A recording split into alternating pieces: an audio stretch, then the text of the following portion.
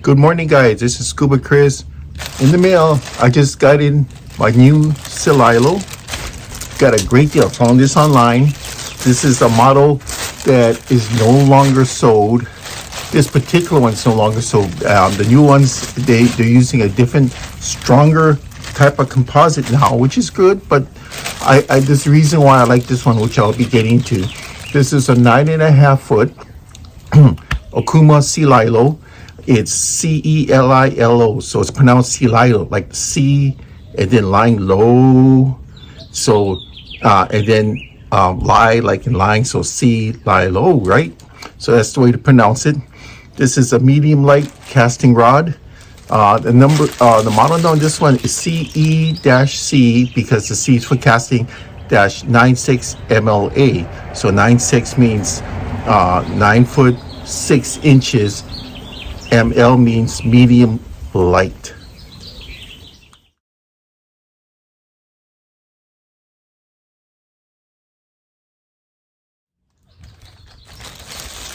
This is going to be my new freshwater rig.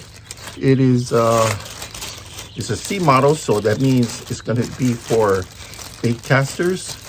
And there's a reason why I got this one, which I'll explain in a moment. It's just easier using an S model spinning, but there's a distinct reason why I got this one.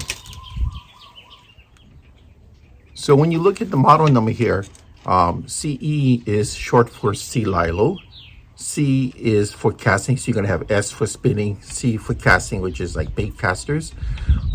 It's going to say 962. So 96 means that it's 9 foot 6 inches, and 2 mean is in 2 pieces. MLA means that it's just like Series A, the original series, and this is ML means medium light. That is the strength of the rod. Now, if you look, there's a trigger here. Trigger is for baitcasters, so you can use your thumb to go on top of the baitcaster. Give you a quick story on why I'm getting this when I prefer spinners over baitcasters. I used to go fishing a lot at the Pacific Northwest. I had a good friend, I think in Yakima, in Washington. He had a neat system. He would go out with a 9 foot 6 rod like this, but it wasn't an Okuma. It was a different brand I'm not familiar with. And it had a trigger.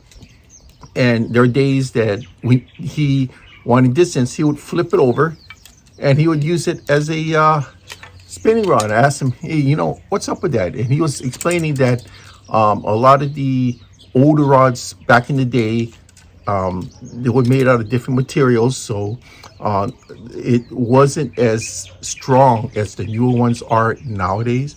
And because it wasn't that strong, it was a little bit more flexible. That's why this one here, when I saw it online, I grabbed it instantly. You look at the new ones.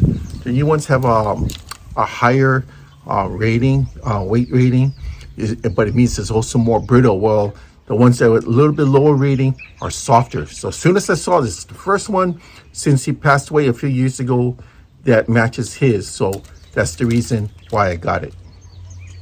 Now for ratings, you go off, you start with ultra light, light, then you go medium light, medium heavy, extra heavy, then extra heavy, and so forth, so on. This is a medium light. So medium light is a good all-around multi-purpose rod. So what's not covered by the number system here that will give you more information on what type of rod it is when you look at it? Well, after you look at it, or it's in the description, this one's 9+1, which means it's 9 guides plus the 1 tip. And this has a fore and rear cork. See, this is the fore and rear cork grip, and it'll give you the length of the 2 pieces here. Now the materials can really change for when you use this, but cork is a cheaper material. I find that I like to coat it usually with some type of Veritane or liquid nail polish, and I'll coat this so it'll last longer.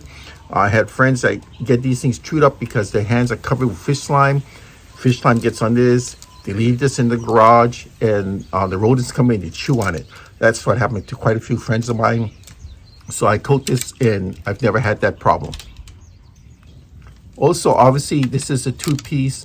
The original ones don't give that information, but the newer ones in the model number would tell you if it's a two-piece. Also, this one is made with 24-ton carbon. This has a stainless steel right here. See this black one here? Stainless steel. This one here has a the hood. The hood covers the tip of the reel that goes in here. So having a stainless steel is a lot sturdier than having a plastic one, obviously. Oh, and there is, see that right there? This stainless steel wire here, thick wire, is for your hook keeper. Oh, it has a graphite butt cap. See this? So it's kind of nice. You're gonna have this graphite butt section here, especially when you put this down. You don't want this to start chipping around the edges here. So having this is nice. Now this is a true blank design, which means the blank goes all the way through, makes it very strong. A lot of people like rods like this, and it's covered with your basic 1 year. See that? Basic 1 year limited warranty by Okuma. So make sure that now it's online. You don't have to send in the cards anymore. You do it online and you register your product, because if anything goes wrong in terms of the natural breakdown of the materials, they will send you a new model, but you still have to send this back, and that's on your own dime. So why did I get this? Well, since my friend passed, I didn't know, but I had to find out through another friend. Kind of sad that he passed away, but I was there with him. I mean, I watched him use this, hit what equivalent to this one day as a spinning rod, the next day as a casting rod, and it worked fine either way. So I was thinking maybe I should give that a whack, you know, because he was explaining to me that because of the rating, the rods are thinner. So finding the spine or the spline is not going to matter much on these thinner rods. So he might have something in that. Plus, I just like the length. I like the bomb. I like to get distance from shore. Having short rods, like if you go freshwater fishing, supporting, you want to be accurate. You want to get it behind that boulder or before the turn, or don't go past the bank. But here in Hawaii, where we got a lot of open area, having a minimum of 8.5 foot rod really helps trying to get that distance from shore.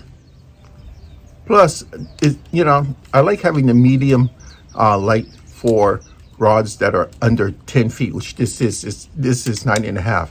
Now, for the same type of reaction, if you're going to go over 10, like I have a 10.5 foot, that one is medium. So just follow me, a 10.5 foot, which is longer, which is rated medium, which is a stronger rating, is roughly the same type of flexibility as this rod at 9.5 feet at a lesser rating at medium light. Because I have a 10.5 foot, it's rated medium, and it should play exactly like this, considering both of them are Okuma rods.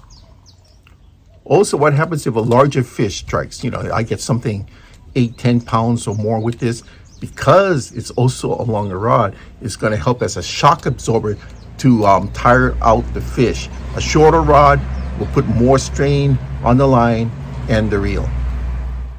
So I'm not sure what baitcaster I'm going to put on this. I have quite a few baitcasters brand new in the box that I would like to try.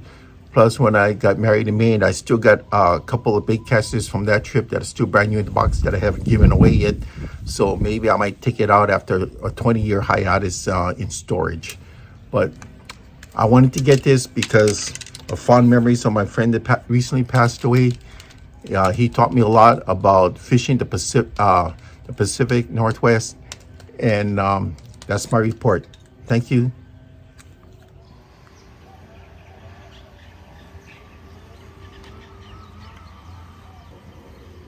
You will not find many of these original A series left anymore.